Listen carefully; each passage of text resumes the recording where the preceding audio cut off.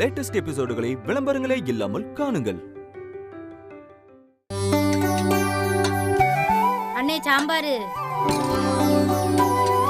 வேற என்ன? மணமகனே மருமகனே வா வா. என்ன மாப்பிள்ள சார், எப்ப வந்தீங்க? எப்படி இருக்கீங்க? நல்லா இருக்கேன்க்கா. உங்க எல்லாரையும் பாத்துட்டு போலாமே தான் வந்தேன். எங்க எல்லாரையும் பாத்துட்டு போலான்னா வந்தீங்க சார்? வேற யாரையும் இல்லையே.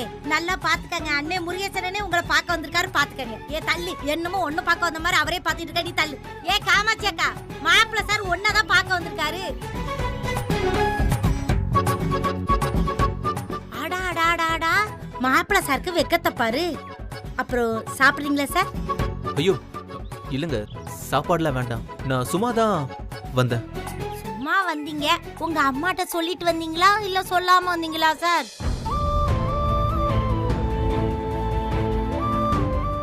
பாத்தீங்களா பாத்தீங்களா, சும்மா எதர்ச்சியா கேட்டா அதுக்குள்ள மூஞ்செல்லாம் அப்படியே வாடி போச்சே. இல்ல நீங்க அம்மா பிள்ளையாச்சே, அம்மா என்ன சொன்னாலும் அப்படியே கேப்பீங்களே, அம்மாவை தாண்டி எதுவும் செய்ய மாட்டீங்களே, அதான் அம்மாட்ட சொல்லிட்டு வந்துட்டீங்களா என்னமோ ஏதோன்னு கேட்டுட்டேன். நீங்க சொல்றது எனக்கு புரியுது, ஆனா எனக்கு வேற வழி தெரியல. அதான் தான் பசங்களோட கல்யாணம்ன்றது ஒவ்வொரு அம்மா அப்பாக்கும் பெரிய கனவு. அதுலயும் என்னோட அம்மா எனக்கு வரப்போறவ அப்படி இருக்கணும் இப்படி இருக்கணும், பாட்டெல்லாம் பாட தெரியணும்னு ஏகப்பட்ட கற்பனையை வச்சிருந்தாங்க. அவங்க நினைச்ச மாதிரி இல்லைன்னு 10 பொண்ணுங்களை வேண்டான்னு சொன்னவங்க அவங்க. திடீர்னு நான் யமுனாவை காதலிக்கிறேன்னு போய் நின்ன. எல்லாத்தையும் அவங்க மறந்துட்டு உடனே என் காதலை ஏத்துக்கிட்டு என் கூட பொண்ணு பார்க்க வந்ததே பெரிய விஷயம். யமுனாவை பார்க்க வந்தப்போ நடந்ததெல்லாம் தாண்டி அவங்க இந்த கல்யாணத்துக்கு ஒத்துக்கிட்டு இவ்வளவு தூரம் வரப்போ அவங்களோட வார்த்தையும் என்னால மீற முடியல. அதுவும் இல்லாம கல்யாண விஷயங்கள நடக்கிற எதையுமே என்னால ரொம்ப கண்ட்ரோல் பண்ண முடியல. அதுக்குன்னு எங்க அம்மா பண்ணதெல்லாம் சரின்னு நான் சொல்ல மாட்டேன். அவங்க பண்றதெல்லாம் தப்புதான், நான் ஒத்துக்கிறேன். நானும் எத்தனையோ தடவை அம்மா கிட்ட பேசி பார்த்துட்டேன். ஒரு சில சமயம் நான் சொல்ற மாதிரி கேக்குறாங்க, அப்புறம் திடீர்னு என்னையே மிரட்ட ஆரம்பிச்சிடுறாங்க. அதான் எனக்கு என்ன செய்யறதுன்னு தெரியல. ஐயோ மாப்பிள்ள சார், நான் சும்மா யதார்த்தமா தானே கேட்டேன், அதுக்கு போய் நீங்க ஏன் இவ்வளவு ரியாக்ஷன் ஆகுறீங்க? ஐயோ ஒண்ணுல விட்டுடுங்க. இல்லங்க, நான் உங்களுக்காகன்னு சொல்லல, உண்மையதான் சொன்னேன். உண்மையிலேயே நடக்கிற நிலைமையை தான் சொன்னேன். அது எல்லாரும் தெரிஞ்சுக்கிறது நல்லது தானே. அதுக்குன்னு நான் இப்படியே இருந்துருவேன்னு நினைக்காதீங்க. எங்க 2 பேருக்கும் கல்யாணம் ஆயிடுச்சுன்னா நிச்சயம் அவளை எந்த காரணத்துக்காகவும் விட்டு கொடுக்க மாட்டேன். அவளுக்குரிய இடத்த நிச்சயமா நான் கொடுப்பேன். எங்க அம்மா மனசு கஷ்டப்படக்கூடாதுன்னு நான் எவ்வளவு நினைக்கிறேனோ அதே அளவுக்கு நான் யமுனாவையும் பார்த்துப்பேன். ஐயோ மாப்பிள்ள சார், எனக்கு அப்படியே புல்ல அரைச்சிக்கிட்டு வருது. எனக்கு எவ்வளவு சந்தோஷமா இருக்கு தெரியுமா? நீங்க 2 பேரும் எப்போ இப்படியே சந்தோஷமா இருக்கணும், அதான் இந்த சாந்தாக்காவோட ஆசை. இவ்வளவு தூரம் வந்துட்டீங்க, எதுவும் சாப்பிடாம போனா எப்படி? ஒரு வாய் சாப்பிட்டு போலாம்ல? சரி யமுனா. பாரா என்ன சார், கொஞ்ச நேரத்துக்கு முன்னாடி நான் சாப்பிட வாங்கன்னு கூப்பிட்டேன், அப்ப வேண்டான்னு சொல்லிட்டீங்க. இப்ப பட்டுக்குட்டி சும்மா சாப்பிடுங்கன்னு சொன்னோன்னு ஒரு கேப் கூட விடாம சாப்பிடுன்னு சொல்றீங்க. அது இல்லங்க. ஐயோ வேணாம் சாமி, நீங்க வாத்தியாரா அதுக்கும் ஒரு காரணம் வச்சிருப்பீங்க. அப்புறம் அந்த விளக்கத்தையும் சொல்ல வருவீங்க. நான் படிப்பறிவில்லாத ஆளு, உங்ககிட்ட பேசி நான் ஜெயிக்க முடியுமா?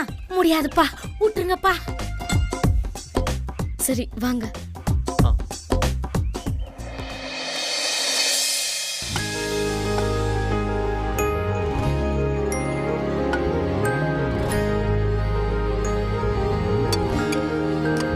என்ன பார்வை உந்தன் பார்வை, அடடடடா, ஒரு பார்வையை கூட நிம்மதியா பார்க்க முடியல. பல தொந்தரவுகளை வெளியில போட சொன்னாலும் போகுதுங்களா பாரு. தொந்தரவுகளெல்லாம் அடிச்சு துரத்தணும். கண்ணும் கண்ணும் கொள்ளையடித்தார் காதல் என்று அர்த்தம், கடலை வானம் கொள்ளையடித்தால் காதல் என்று அர்த்தம். ஏம்மா பட்டுக்குட்டி, எனக்கு வேலைகள் எல்லாம் முடிஞ்சிருச்சு, நான் கிளம்புறேன். நீங்க பேசுறதுக்கு நிறைய விஷயங்கள் இருக்கும், ஏன்னா நீங்க சின்ன ஜிருசுங்க. நான் இங்க இருந்தேன்னு வச்சுக்கே, என் வாய் சும்மா கிடக்காது, ஏதாவது கேள்வி கேட்டுட்டே இருப்பேன். அது எதுக்கு, அங்கதான் உட்கார்ந்து இருப்பேன். ஏக்கா சாந்தாக்கான்னு கூப்பிட்டீங்கன்னா ஓடி வந்துருவேன். சரிக்கா. ஆடி பாவி, இவ்வளவு நாள் நான் மெஸ்ஸ விட்டு போறேன்னா, ஆஹா எனக்கு பயமா இருக்கு, என்ன விட்டு போயிடாத அக்கான்னு சொல்லுவேன். இப்போ பரவாயில்ல அக்கா அப்படிங்கிற மாதிரி வெளியில போ தொந்தரவேன்னு டீசெண்டா சொல்றது எனக்கு புரியுது. ஆட நீ அப்படிலாம் சொல்லலக்கா. அப்படியாமா? ஐயோ நீ புருஷ வீட்டுல எப்படி வாழ போறேன்னு நினைச்சு நான் பயந்துகிட்டு இருந்தேன். இப்போ புருஷ வீட்டுல எப்படி வாழணும் உன்கிட்ட இருந்து தான் கத்துக்கணும் போல இருக்கு. என்ன நீ சாப்பாடானே தீர்ந்து போச்சுனே. அட நாளைக்கு வாங்கனே நீங்க வேற.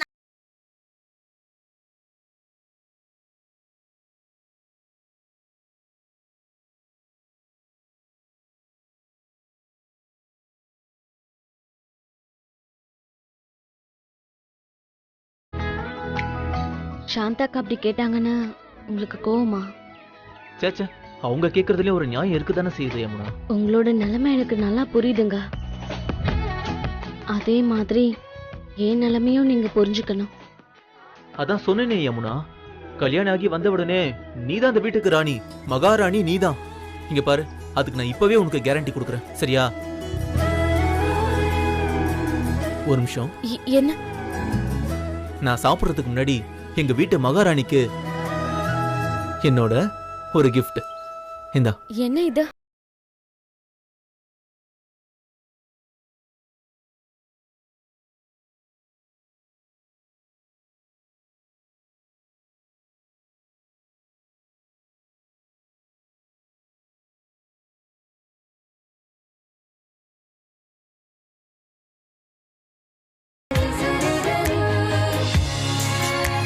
எதுக்குங்க இதெல்லாம்? இது என்னோட லவ் கிஃப்ட். கல்யாணத்துக்கு முன்னாடி இதெல்லாம் எப்படி? லவ் கிஃப்ட் கல்யாணத்துக்கு முன்னாடி தானே கொடுக்க முடியும். கல்யாணத்துக்கு அப்புறம்லாம் வேற கிஃப்ட் தான். அது மட்டும் இல்லாம இப்படி கல்யாணத்துக்கு முன்னாடி கொடுக்கறதுல தான் ஒரு த்ரில்லே இருக்கு யமுனா. இப்ப எங்க அம்மா இது ஏதுன்னு கேட்டா நான் என்ன சொல்றது? அதான் நமக்கு நிச்சயம் ஆக போகுது இல்ல. அம்மா எதுவும் சொல்ல மாட்டாங்க, நீ பயப்படாத, சரியா?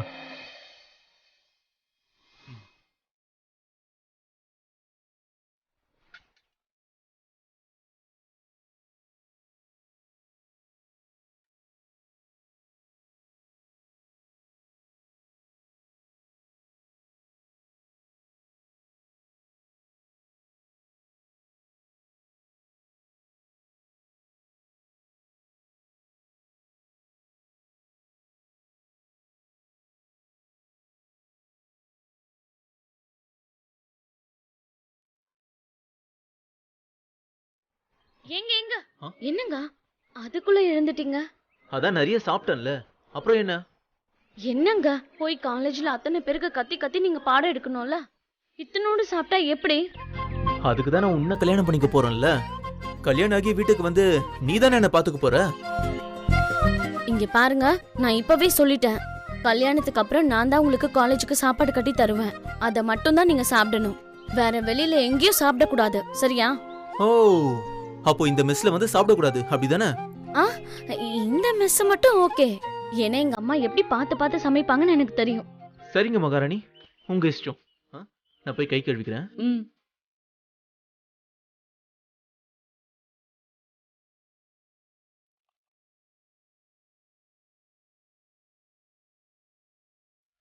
என்னங்க நீங்க, யாராவது பாத்துட்டாங்கன்னா? ஏய், அவங்க பார்த்தா என்ன? நம்ம தான் கல்யாணம் பண்ணிக்க போறோம்னு ஊருக்கே தெரியும்ல, அப்புறம் என்ன?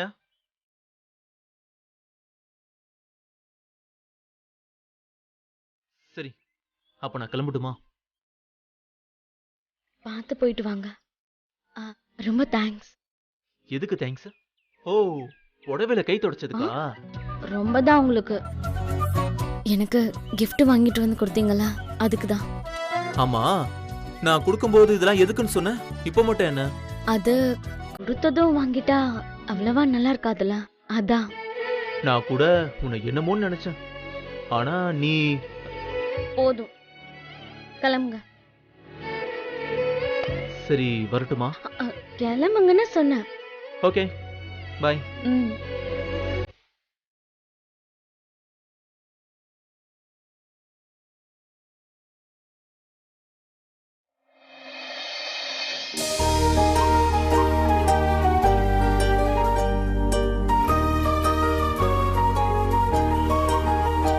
என்னம்மா கேலண்டர்ல என்ன பாக்குற? இது கார்த்திகை மாசம்ல, பாரு, வருண பகவானோட கடாட்சம் ரொம்பவே அமோகமா இருக்கு. பயிர் வச்சா ரொம்ப நல்ல விளையும், ஞாபகம் இருக்குல்ல? என்ன நடந்தாலும் சரி, எவ்வளோ பிரச்சனைய சந்திச்சிட்டு இருந்தாலும் சரி, எவ்வளோ கஷ்டம் வந்தாலும் சரி, எப்படிம்மா சரியா எதுவுமே தவறாம இந்த விரதம் பூஜை அது மட்டும் இல்லாம இந்த பண்டிகை இது எல்லாமே எப்படிம்மா ஞாபகம் வச்சிருக்க? எத்தனை வருஷம் ஆனாலும் பழசையெல்லாம் மறக்காம பழக்கங்களை மாத்திக்காம இந்த விரதங்களை எல்லாம் நாம கடைப்பிடிச்சுக்கிட்டு தான் வரோம். ஏன் இப்படி கேக்குற துர்கா? வருஷா வருஷம் கார்த்திகை மாசம் அம்மனுக்கு விளக்கு பூஜை பண்ணிக்கிட்டு இருக்கோம். அது வழக்கம் தானே? ஆமாம்மா, நானும் மறந்துட்டேன். என்னென்னமோ பிரச்சனையில இதை மறந்துட்டேன் பாரு. பிரச்சனை வரும்போதுதான் நாம சாமிய மறக்க கூடாது. ஒவ்வொரு பிரச்சனை வரும்போது அம்மா பகவதின்னு நான் கூப்பிட்டப்பெல்லாம் என் தாய் எனக்காக என் முன்னால வந்து நிக்கிறா. அவளுக்கு நன்றி சொல்ல வேண்டாமா? நம்ம வீட்ல இருக்கிற என் அம்மன் ரொம்ப சக்தி வாய்ந்த தாய் அம்முனா. வழி வழியா வந்தவங்க வழிபட்ட அம்மன் அவ. பிரச்சனைன்னு போய் நின்னா அவ காது கொடுத்து கேப்பா. தேவைன்னா நேர்லயே வந்து நிப்பா. ஏன் செல்வா தம்பி அந்த நேரத்துல என்ன வந்து காப்பாத்தணும்? ஆமாம்மா, செல்வா மாதிரி ஒருத்தர் வந்து காப்பாத்தலன்னா என்ன ஆயிருக்கும்? எல்லாத்துக்குமே அந்த சாமிக்கு தாமா நம்ம நன்றி சொல்லணும். உண்மைதாம்மா. நிச்சயம் நம்ம இந்த பூஜையை சிறப்பா செய்யணும். ஒவ்வொரு வருஷமும் செய்யற பூஜைமா இது. எந்த வருஷமும் தவறி கூட விட்டு போயிடக்கூடாது. இந்த பூஜையில என்ன நினைச்சு வேண்டினாலும் அது கண்டிப்பா நடக்கும். அந்த அம்மா என் பகவதி என்ன கைவிட்டதே இல்லை. இன்னைக்கு நாள் நல்லா இருக்க. இன்னைக்கே பூஜையை செஞ்சு சாமி கும்பிட்டுடலாம். சரிம்மா. சரிம்மா. அம்மா பகவதி, இந்த பூஜையிலையும் நான் வேண்டிக்க போறேன். எப்பவுமே எங்க கூடவே இருமா. தாயே ஜெகதாம்பிகே. என்னம்மா வேண்டிக்க போற? என்னமோ வேண்டிக்கிறேன். நீங்களும் வேண்டிக்கங்கம்மா. நிச்சயமா அதை நிறைவேற்றி வைப்பா. அம்மா, நான் ஒன்னு கேட்கவா? இவ்ளோ தூரம் நாம பூஜையெல்லாம் பண்றோம். எனக்கு தோன்ற சின்னதா ஒரு யோசனை. சொல்லுடா. நம்ம செல்வா அவர் உயிரை பத்தி கூட கவலைப்படாம உன் உயிரை காப்பாத்தினாரு. நம்ம ஏமா அவரை இந்த பூஜைக்கு கூப்பிடக்கூடாது? ஏ துர்கா, நானும் நினைச்சேன், ஆனா நீ சொல்லிட்ட. விளையாடுறீங்களா ரெண்டு பேரும்? நேத்துதான் கோகிலா அத்தை அவ்வளவு தூரம் சொன்னாங்க. இன்னைக்கு திரும்பவும் செல்வாவை கூப்பிடலான்னு சொல்றீங்க? அத்தை கோகிலா மட்டும்தான் இன்னும் அத்தை ஆகல. நான் உங்ககிட்ட நேத்தே பதில் சொன்னேன் சக்தி. நம்ம வீட்ல என்ன நடந்தாலும் நடக்க கூடாதுன்னாலும் அத நாம தான் முடிவு செய்யணும். செல்வா தம்பி இந்த தடவை இல்ல, பல தடவை பல விஷயங்கள்ல நம்ம பிரச்சனைகள்ல பங்கெடுத்திருக்காரு. இந்த தடவை என் உயிரை காப்பாத்தி இன்னைக்கு உங்க முன்னால என்ன நிறுத்திருக்காரு. அந்த பையனை வீட்டுக்கு கூப்பிடாம வேற யார நான் கூப்பிடுவேன்? கோகிலா அவங்க நடந்தது என்னன்னு தெரியாம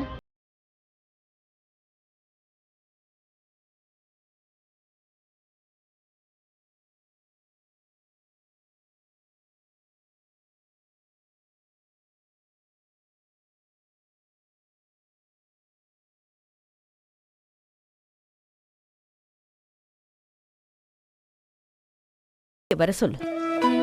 சரிம்மா. ரத்த காயத்தோட போன பையனுக்கு உடம்பு எப்படி இருக்குன்னு கூட நம்ம கேட்கல பாரு. நீ வர சொல்லுமா. நம்ம வீட்டு பூஜையில அந்த பையனுக்கும் சேர்த்து வேண்டிக்குவோம். ஆ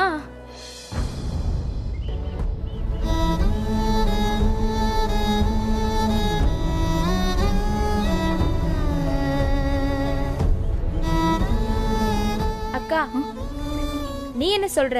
ஆ,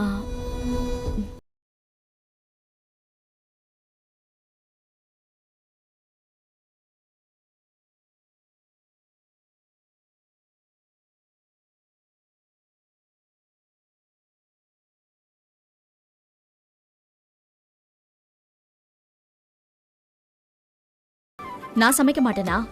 ஐயோ தெரியாதுப்பா. நீங்க எல்லாரும் மத்த வேலையை போய் பாருங்க. சரிக்கா, நான் இப்பவே போய் செல்வாவை நேர்ல பார்த்து வாங்கன்னு கையோட கூட்டிட்டு வந்துடுறேன். பொண்ணு சொல்லலாம்ல.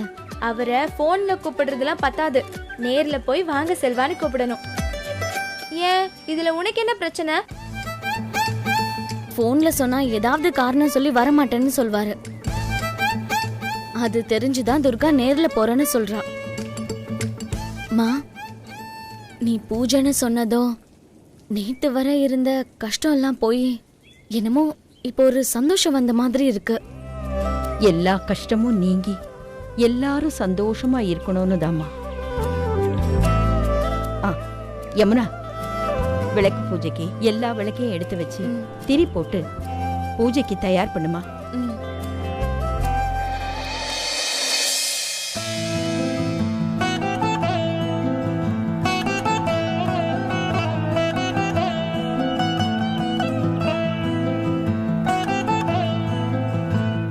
அம்மா,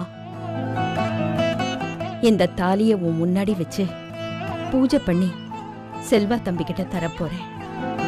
அந்த தம்பியோட வாழ்க்கை சந்தோஷமா இருக்க நீதான் அருள் புரியணும் தாயி.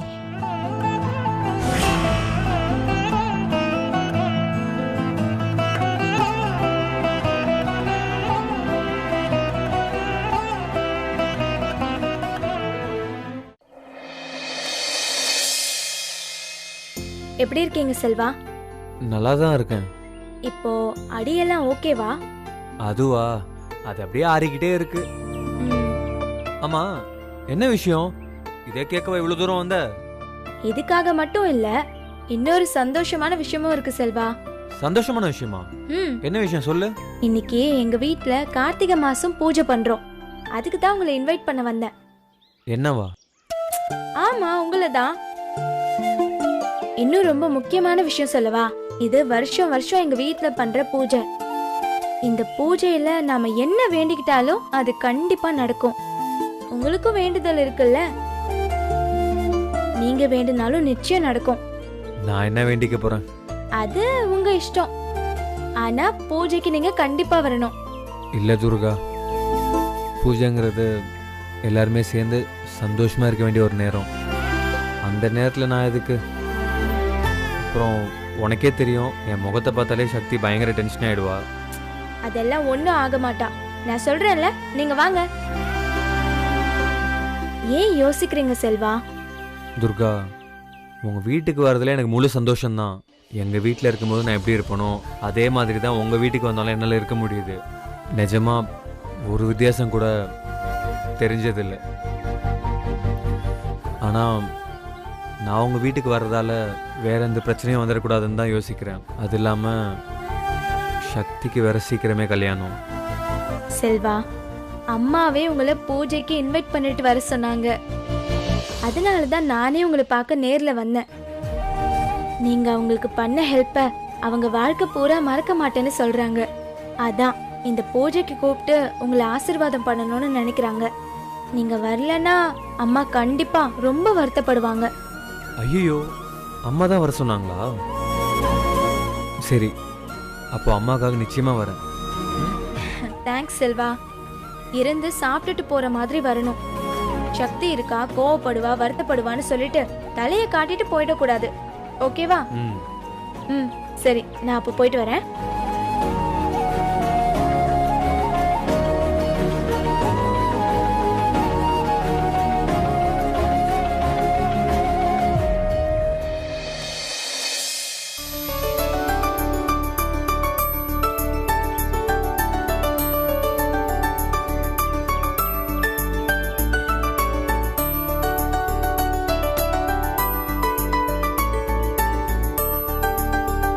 ஏ துர்கா, என்னடி செல்வா வரேன்னு சொல்லிட்டாரா?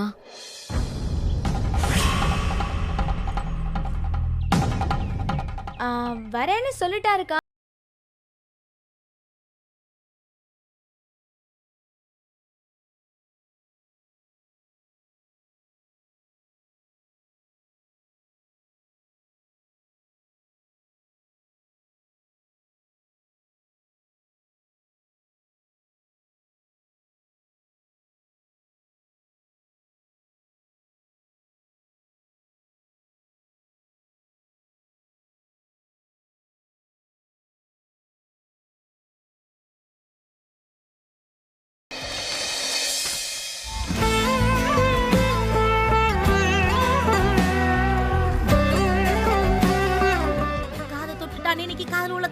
பண்ணிடுவானே.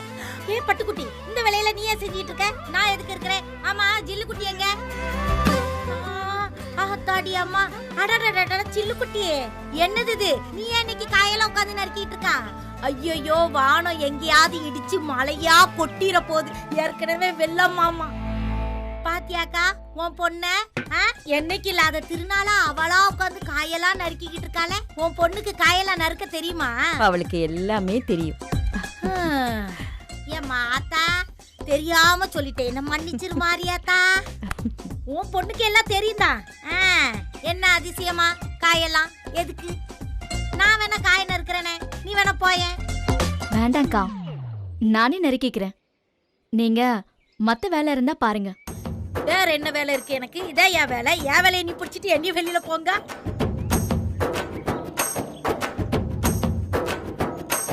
என்னக்கா அவளை அப்படி பாக்குறீங்க? வேற என்ன எப்படி பார்க்க சொல்ற? இவா எதுக்கு இந்த வேலையெல்லாம் பாத்துக்கிட்டு இருக்கான்னு நான் ஆச்சரியமா பாத்துக்கிட்டு இருக்கேன். யாருக்கு தெரியும்? 3 பேரும் என் டயத்தை வேஸ்ட் பண்ணாம இங்க இருந்து போறீங்களா?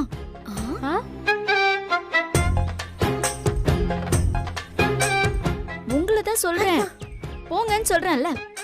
சரி சரி போறோண்டி, கத்தாத.